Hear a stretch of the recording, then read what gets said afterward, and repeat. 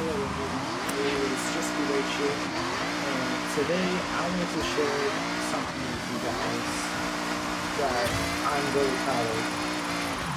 Today I broke top 80 in a B-class rally driver's time.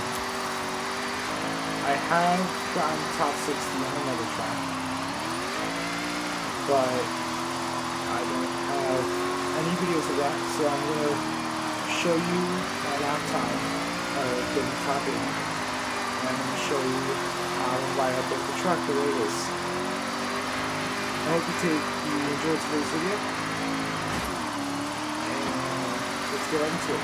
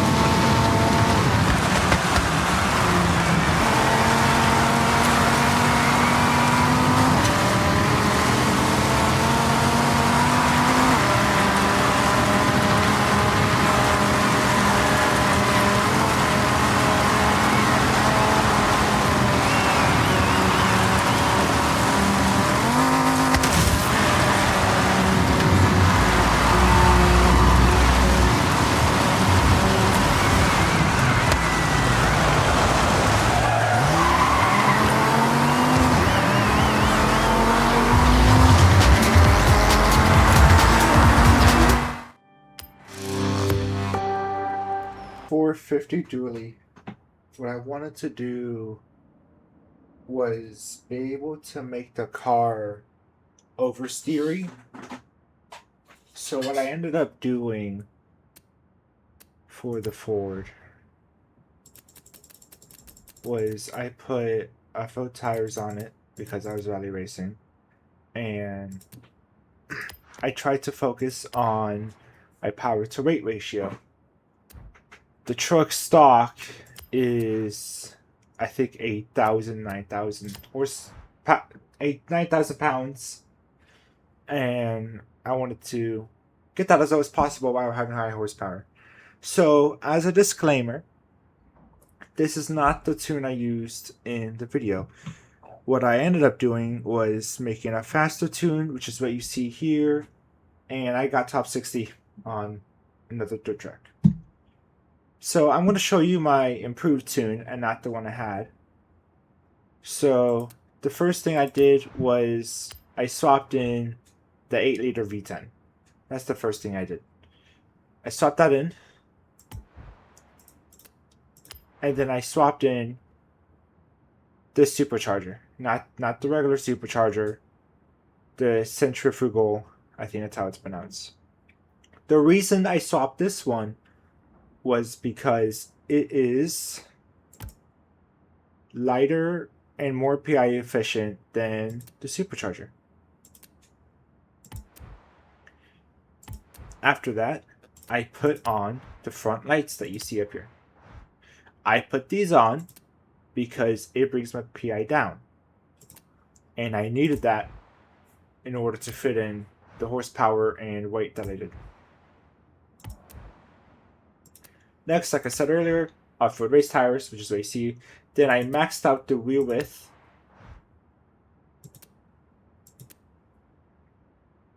That is a lie. I did not. I maxed it out on the old tune, and I kept it stock on this tune because of the weight. Again, the power to weight ratio. This brings me 6 pounds heavier. Brings down my power to weight ratio, and no real benefit in the PI. I believe I kept the front with stock because that is not PI efficient, especially in these lower classes. and I maxed out the rear tire height, the profile size. As you can see, that actually brings it down a lot. Brought it down 16 PI points. Now, something that you might have noticed are my rims are different on the front and back. My rear rims, which are these ones, the American Racing ones, are lighter than my front rims, which are these right here. These Comp Automotive ML rims. Now, the reason I did this was I needed to make the truck lighter. But if I put the light rims on overall, both front and back, the PI would be too high. As you can see, if I scroll down to a lighter rim, shoots me back up into A class. I cannot go any lighter than it is currently. If I try and go on with the rears are on, it is still, as you see with the PI, above B class. But having this difference makes my truck lighter and keeps it on B class. So it was a win-win scenario. The rim size, I made the rear size bigger, 21 inch, brought it down 1 PI, and as like in real life, it makes it handle better because of the tire flex. The fronts I kept stock because unlike the rear, this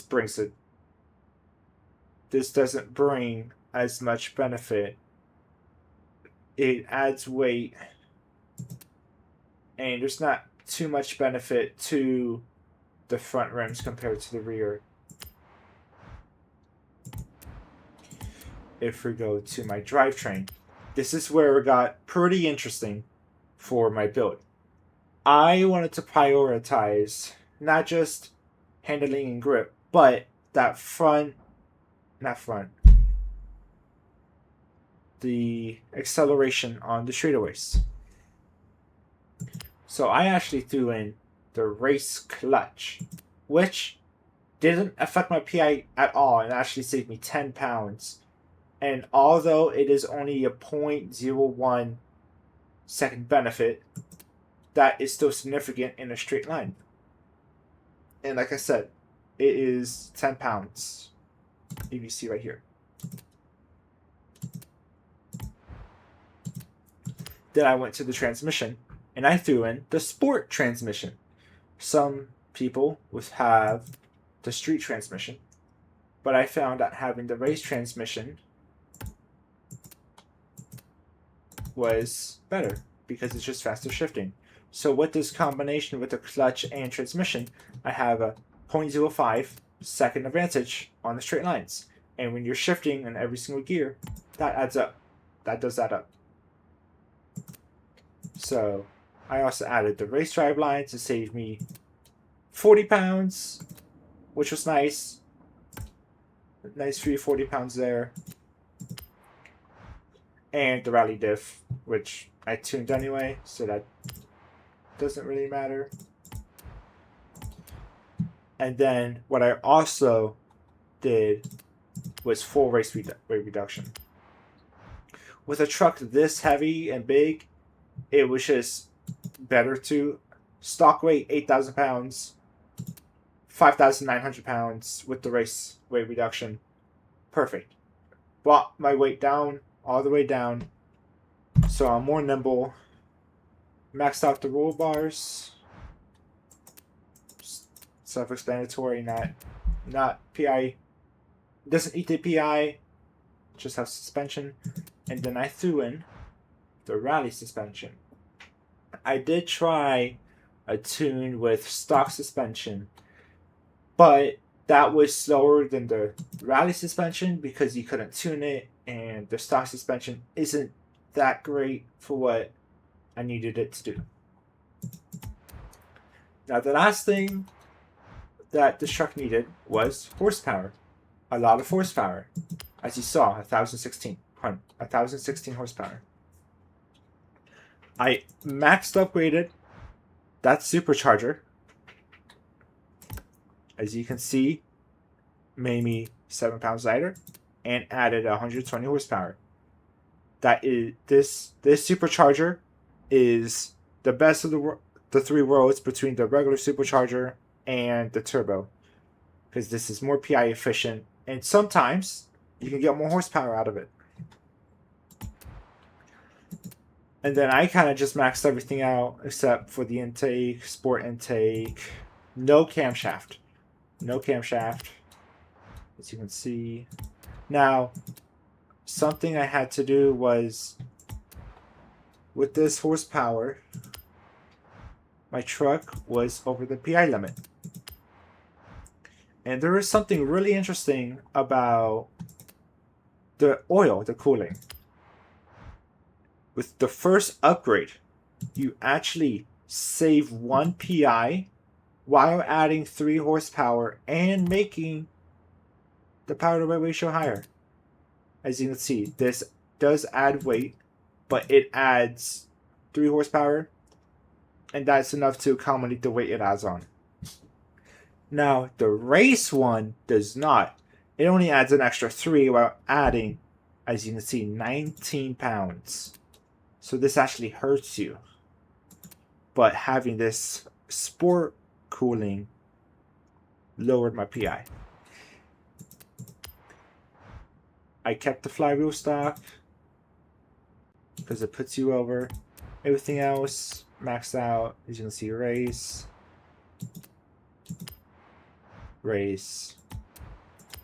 So that's how I built the truck. Now for tuning. The first thing I thought of with this truck was that it's really big. It's not a small car, and it is a dually. So it's gonna naturally have a lot of grip in the rear, and it's gonna understeer a lot because it's a dually. So I went to the differential, and I tuned the center to 80%. Stock was like 50-60. The reason I tuned it to 80 was because I wanted it to power slide through the corners and get the rear end to kick out. I wanted it to have oversteer in order to make the corners faster, because understeer is not going to cut it. I'm not going to show you guys all my tuning, but I also tuned the tire pressure. I made it a little bit high. This seemed to work for me. But the alignment is where this is what helps with the diff for the oversteer. You always want your front cast to be 7. That's always been meta in Forza games.